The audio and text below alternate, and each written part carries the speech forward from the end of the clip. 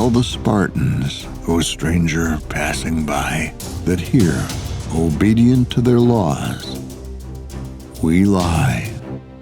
The story of this little poem begins where another one ends, one made famous by Hollywood's 300, which narrates the death of the 300 Spartan soldiers who died in defense of the Straits of Thermopylae against the mighty armies of Persia. The words that resound throughout this poem are often attributed to King Leonidas himself, the Spartan general who led his elite battalion on their last stand against the greatest empire the world had ever seen. And truly, they could have been spoken by a Spartan, as they feature the terse, often witty, and always direct manner of speech that has become known as laconic, another name for Spartan. Yet, in real fact, these verses were written by another, a poet by the name of Simonidis, who offered them as a tribute to the 300 who sacrificed their lives in defense of their nation, writing them in a style that these warriors would have appreciated themselves had they lived to hear them sung. This funeral poem is so brief that few would ever ponder on its deeper meaning, if indeed there was one. But surprisingly there is, because these lines feature one of the most astonishing aspects of Greek life, one that has gone practically unnoticed. It has little to do with bravery and much more to do with a type of moral courage yet to be encountered for a second time in history. The courage to live and die with no hopes for salvation. A world where gods are at best of times indifferent to human suffering and where laws are entirely man-made. Because the Greeks were the first culture in history to create laws without divine intervention.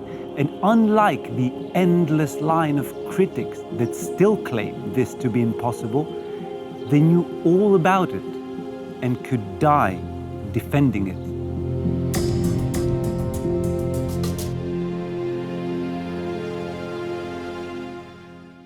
It should have been the greatest weapon in the arsenal of the new atheists, yet it goes by largely ignored.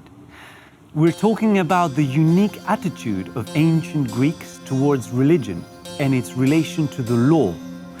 The attitude that enabled them to move from the warring tribes that we hear in Homer's epics to the democracy of ancient Athens only a few centuries later.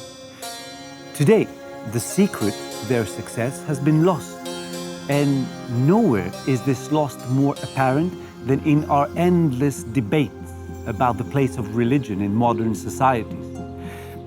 Because, you see, those who try to defend religion will often revert to a position that goes like this.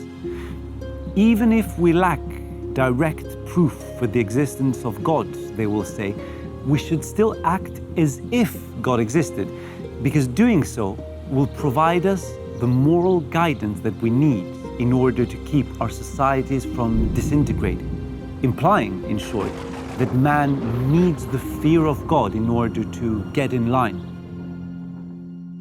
In response, of course, atheists will try and show that we could arrive at similar principles without believing in the supernatural, yet the apparent absence of a historical example undermines these efforts.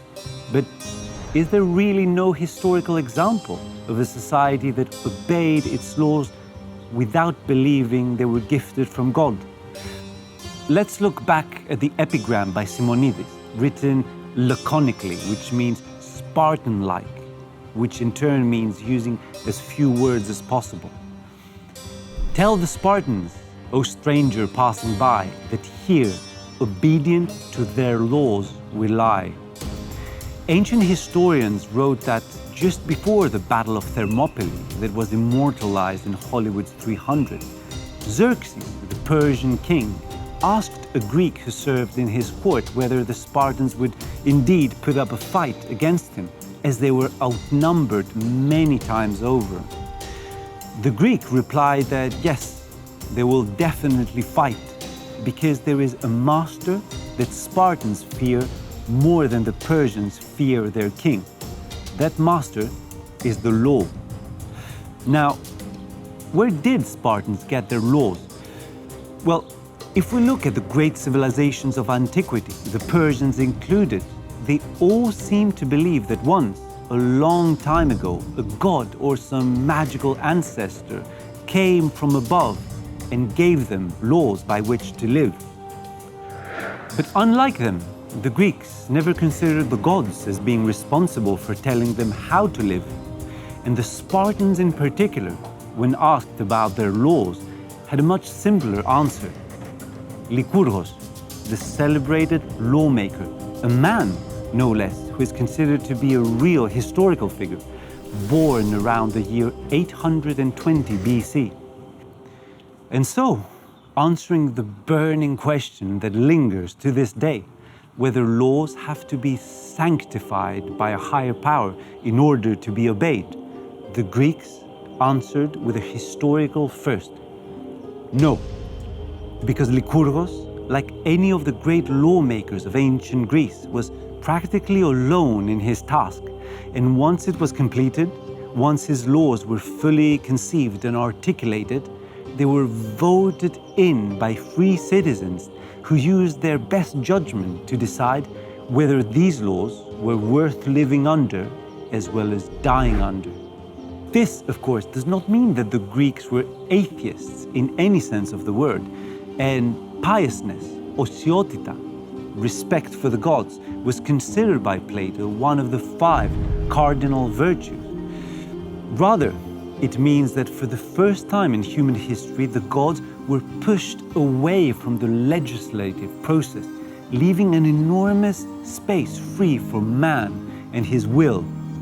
Which is why ancient Greece, throughout its history, never featured a Moses coming down with a plaques of law or a Muhammad to channel the will of God. No, the Greek laws were man-made through and through. And when the Spartans stood in front of the Persians, they were brave, not simply by saying, "We're not afraid to die," as any suicide bomber could say the same.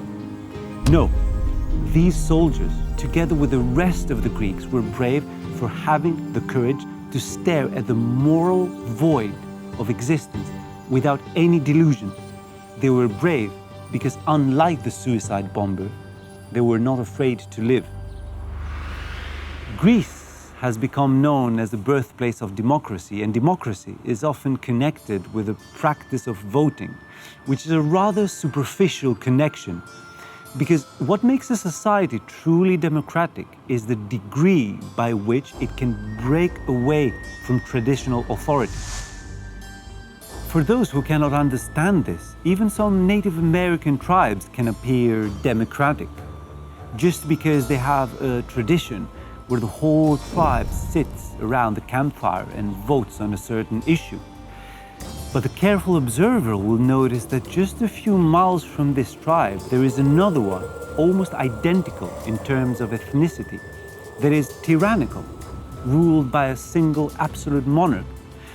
But what connects both, however, is the fact that they follow not a political system that they chose, but a tradition that has been handed out. Their democracy, in other words, is like a folk dance that is passed along out of respect to their ancestors, who are probably gods or connected to the gods in some magical way. What that means in practice is that neither of these tribes will have the chance to change by re-examining their basic principles. And the people sitting around the fire can vote on any manner apart from voting their democracy out of power. The Greeks, in contrast, had developed what some philosophers have called autonomy, which literally means to give laws unto oneself. This development made Greek society dynamic, ready to adapt to any change. On the other hand, It made that society more unstable, even to those of Native Americans, prone to panic and rash decisions that might have been avoided if tradition ruled supreme. What jumps out of the page when one reads Aristotle's Constitution of the Athenians is how much happened in so little time and how unstable that celebrated democracy of Athens really was. Yet, we who have inherited this great tradition can be certain of one thing, that this can be done. Man can be autonomous. He can obey to his own laws. And perhaps these new atheists, if they were not so tyrannical on the rule of science, they would appreciate truly the miracle that was Greek democracy.